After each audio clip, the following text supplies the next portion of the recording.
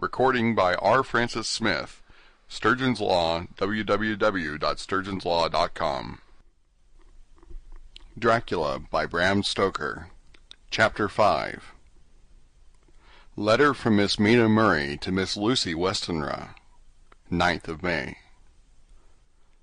My dearest Lucy, forgive my long delay in writing, but I have been simply overwhelmed with work. The life of an assistant schoolmistress is sometimes trying. I am longing to be with you and by the sea, where we can talk together freely and build our castles in the air. I have been working very hard lately, because I want to keep up with Jonathan's studies, and I have been practicing shorthand very assiduously. When we are married, I shall be able to be useful to Jonathan, and if I can stenograph well enough, I can take down what he wants to say in this way, and write it out for him on the typewriter, at which also I am practicing very hard. He and I sometimes write letters in shorthand, and he is keeping a stenographic journal of his travels abroad. When I am with you, I shall keep a diary in the same way. I don't mean one of those 2 pages to the week with Sundays squeezed in a corner diaries, but a sort of journal which I can write in whenever I feel inclined. I do not suppose there will be much of interest to other people, but it is not intended for them. I may show it to Jonathan some day if there is in it anything worth sharing, but it is really an exercise book. I shall try to do what I see lady journalists do, interviewing and writing descriptions and trying to remember conversations. I am told that, with a little practice, one can remember all that goes on or that one hears said during a day. However, we shall see. I will tell you of my little plans when we meet. I have just had a few hurried lines from Jonathan from Transylvania. He is well, and will be returning in about a week. I am longing to hear all his news. It must be nice to see strange countries. I wonder if Jonathan and I, shall ever see them together. There is the 10 o'clock bell ringing. Good-bye. Your loving Mina. Tell me all the news when you write. You have not told me anything for a long time. I hear rumors, and especially of a tall, handsome, curly-haired man. Letter, Lucy Westenra to Mina Murray. 17 Chatham Street, Wednesday. My dearest Mina, I must say you tax me very unfairly with being a bad correspondent. I wrote you twice since we parted, and your last letter was only your second. Besides, I have nothing to tell you. There is really nothing to interest you. Town is very pleasant just now, and we go a great deal to picture galleries, and for walks and rides in the park. As to the tall, curly-haired man, I suppose it was the one who was with me at the last pop. Someone has evidently been telling tales. That was Mr. Holmwood. He often comes to see us, and he and Mamma get on very well together. They have so many things to talk about in common. We met some time ago a man that would just do for you if you were not already engaged to Jonathan. He is an excellent party, being handsome, well off, and of good birth. He is a doctor, and really clever. Just fancy! He is only 29, and he has an immense lunatic asylum all under his own care. Mr. Holmwood introduced him to me, and he called here to see us, and often comes now. I think he is one of the most resolute men I ever saw, and yet the most calm. He seems absolutely imperturbable. I can fancy what a wonderful power he must have over his patients. He has a curious habit of looking one straight in the face, as if trying to read one's thoughts. He tries this on very much with me, but I flatter myself he has got a tough nut to crack. I know that from my glass. Do you ever try to read your own face? I do, and I can tell you it is not a bad study, and it gives you more trouble than you can well fancy if you have never tried it. He says that I afford him a curious psychological study, and I humbly think I do. I do not, as you know, take sufficient interest in dress to be able to describe the new fashions. Dress is a bore. That is slang again, but never mind. Arthur says that every day. There, it is all out, Mina. We have told all our secrets to each other since we were children. We have slept together and eaten together, and laughed and cried together, and now, though I have spoken, I would like to speak more. Oh, Mina, couldn't you guess? I love him. I am blushing as I write, for although I think he loves me, he has not told me so in words. But oh, Mina, I love him. I love him. There, that does me good. I wish I were with you, dear, sitting by the fire undressing, as we used to sit, and I would try to tell you what I feel. I do not know how I am writing this even to you. I am afraid to stop, or I should tear up the letter, and I don't want to stop, for I do so want to tell you all. Let me hear from you at once, and tell me all that you think about it. Mina, pray for my happiness. Lucy. P.S. I need not tell you this is a secret. Good night again, L. Letter, Lucy Westenra to Mina Murray, 24th of May. My dearest Mina, thanks and thanks and thanks again for your sweet letter. It was so nice to be able to tell you and to have your sympathy. My dear, it never rains but it pours. How true the old proverbs are! Here am I, who shall be 20 in September, and yet I never had a proposal till today, not a real proposal, and today I had 3. Just fancy, 3 proposals in one day. Isn't it awful? I feel sorry, really and truly sorry, for 2 of the poor fellows. Oh, Mina, I am so happy that I don't know what to do with myself, and 3 proposals. But for goodness sake, don't tell any of the girls, or they would be getting all sorts of extravagant ideas, and imagining themselves injured and slighted if in their very first day at home they did not get 6 at least. Some girls are so vain. You and I, Mina dear, who are engaged and are going to settle down soon soberly into old married women, can despise vanity. Well, I must tell you about the 3, but you must keep it a secret, dear, from everyone, except, of course, Jonathan. You will tell him, because I would, if I were in your place, certainly tell Arthur. A woman ought to tell her husband everything. Don't you think so, dear? And I must be fair.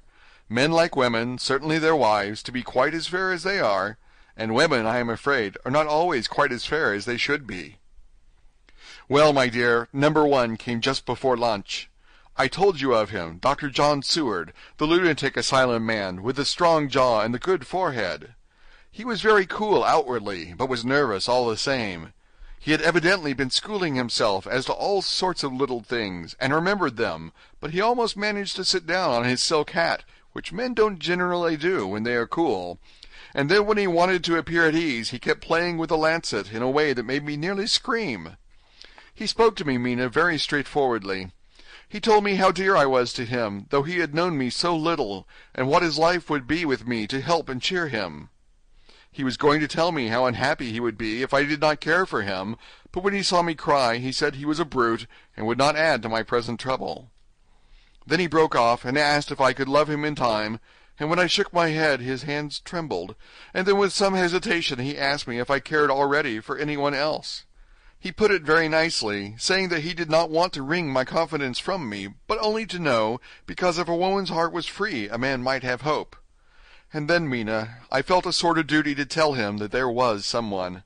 I only told him that much, and then he stood up, and he looked very strong and very grave as he took both my hands in his, and said he hoped I would be happy, and that if I ever wanted a friend I must count him one of my best.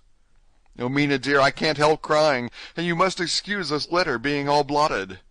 Being proposed to is all very nice and all that sort of thing, but it isn't at all a happy thing when you have to see a poor fellow, whom you know loves you honestly, going away and looking all broken-hearted, and to know that, no matter what he may say at the moment, you are passing out of his life.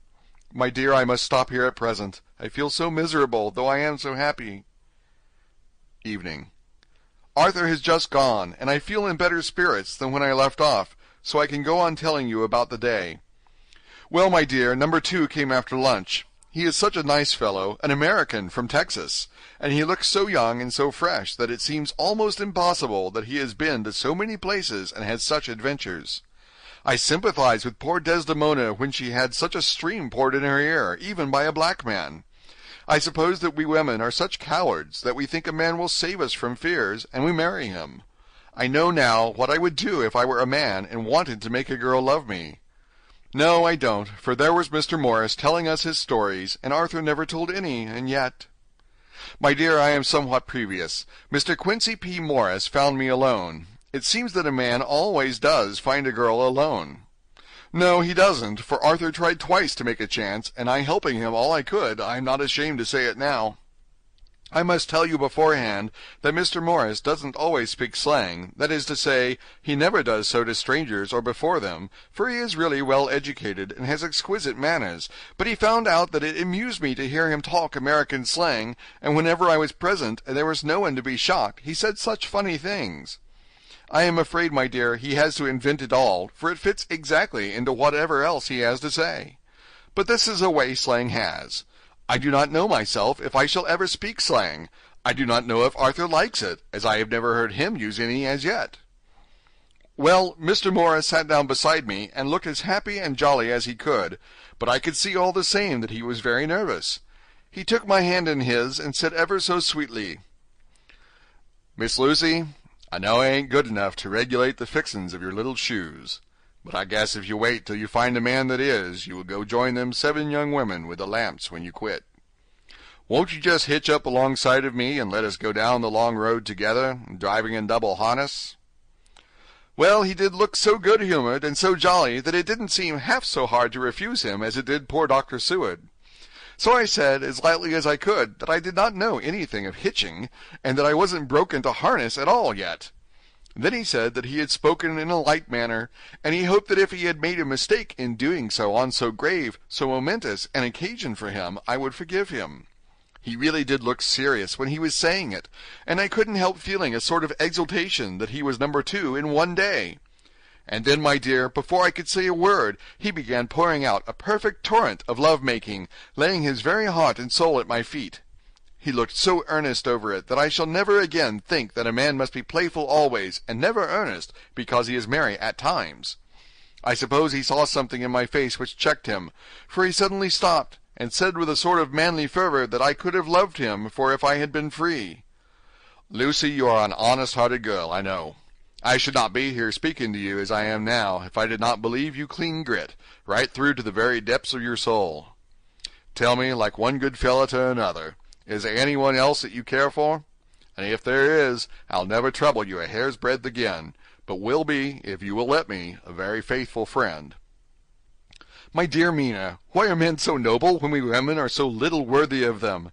Here was I almost making fun of this great-hearted, true gentleman. I burst into tears. I am afraid, my dear, you will think this a very sloppy letter in more ways than one, and I really felt very badly. Why can't they let a girl marry 3 men, or as many as want her, and save all this trouble? But this is heresy, and I must not say it. I am glad to say that, though I was crying, I was able to look into Mr. Morris's brave eyes, and I told him out straight. Yes, there is someone I love, though he has not told me yet that he even loves me. I was right to speak to him so frankly, for quite a light came into his face, and he put out both his hands and took mine, I think I put them into his, and said in a hearty way, "That's my brave girl. It's better worth being late for a chance of winning you than being in time for any other girl in the world. Don't cry, my dear. If it's for me, I'm a hard nut to crack, and I take it standing up. If that other fellow doesn't know his happiness, well, he better look for it soon, or he'll have to deal with me. Little girl, your honesty and pluck have made me a friend, and that's rarer than a lover. It's more selfish, anyhow.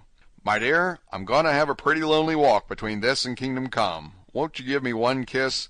It'll be something to keep off the darkness now and then. You can, you know, if you like, for that other good fellow, or you could not love him, hasn't spoken yet." That quite won me, Mina, for it was brave and sweet of him, and noble, too, to a rival, wasn't it? And he so sad, so I leant over and kissed him. He stood up with my 2 hands in his, and as he looked down into my face, I am afraid I was blushing very much, he said, "Little girl, I hold your hand, and you've kissed me, and if these things don't make us friends, nothing ever will. Thank you for your sweet honesty to me, and goodbye." He wrung my hand, and taking up his hat, went straight out of the room without looking back, without a tear or a quiver or a pause, and I am crying like a baby.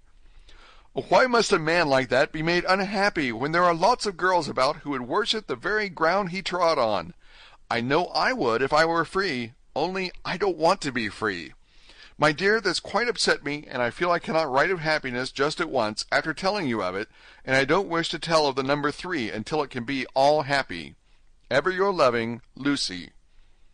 P.S. Oh, about number 3, I needn't tell you of number 3, need I? Besides, it was all so confused. It seemed only a moment from his coming into the room till both his arms were round me and he was kissing me. I am very, very happy, and I don't know what I have done to deserve it. I must only try in the future to show that I am not ungrateful to God for all his goodness to me in sending to me such a lover, such a husband, and such a friend. Goodbye. Dr. Seward's Diary, kept in phonograph. May 25th. Ebb tide and appetite today. Cannot eat, cannot rest, so diary instead. Since my rebuff of yesterday I have a sort of empty feeling. Nothing in the world seems of sufficient importance to be worth the doing. As I knew that the only cure for this sort of thing was work, I went amongst the patients. I picked out one who has afforded me a study of much interest. He is so quaint that I am determined to understand him as well as I can. Today I seem to get nearer than ever before to the heart of his mystery. I questioned him more fully than I had ever done, with a view to making myself master of the facts of his hallucination. In my manner of doing it there was, I now see, something of cruelty. I seemed to wish to keep him to the point of his madness, a thing which I avoided with the patients as I would the mouth of hell. Memorandum: under what circumstances would I not avoid the pit of hell? Omnia Romae venalia sunt. Hell has its price. If there be anything behind this instinct, it will be valuable to trace it afterwards accurately, so I had better commence to do so, therefore. R.M. Renfield, age 59. Sanguine temperament, great physical strength, morbidly excitable, periods of gloom, ending in some fixed idea which I cannot make out. I presume that the sanguine temperament itself and the disturbing influence end in a mentally accomplished finish, a possibly dangerous man, probably dangerous if unselfish. In selfish men, caution is as secure an armor for their foes as for themselves. What I think of on this point is, when self is the fixed point, the centripetal force is balanced with the centrifugal. When duty, a cause, etc., is the fixed point, the latter force is paramount, and only accident or a series of accidents can balance it. Letter, Quincy P. Morris to Honorable Arthur Holmwood, 25th of May. My dear Art, we've told yarns by the campfire in the prairies, and dressed one another's wounds after trying a landing at the Marquesas, and drunk healths on the shore of Titicaca. There are more yarns to be told, and other wounds to be healed, and another health to be drunk. Won't you let this be at my campfire tomorrow night? I have no hesitation in asking you, as I know a certain lady is engaged to a certain dinner party, and that you are free. There will only be one other, our old pal at the Korea, Jack Seward. He's coming too, and we both want to mingle our weeps over the wine cup, and to drink a health with all our hearts to the happiest man in all the wide world, who has won the noblest heart that God has made, and best worth winning. We promise you a hearty welcome, and a loving greeting, and a health as true as your own right hand. We shall both swear to leave you at home if you drink too deep to a certain pair of eyes. Come. Yours as ever and always, Quincy P. Morris. Telegram from Arthur Holmwood to Quincy P. Morris, 26th of May. Count me in every time. I bear messages which will make both your ears tingle. Art. End of chapter 5.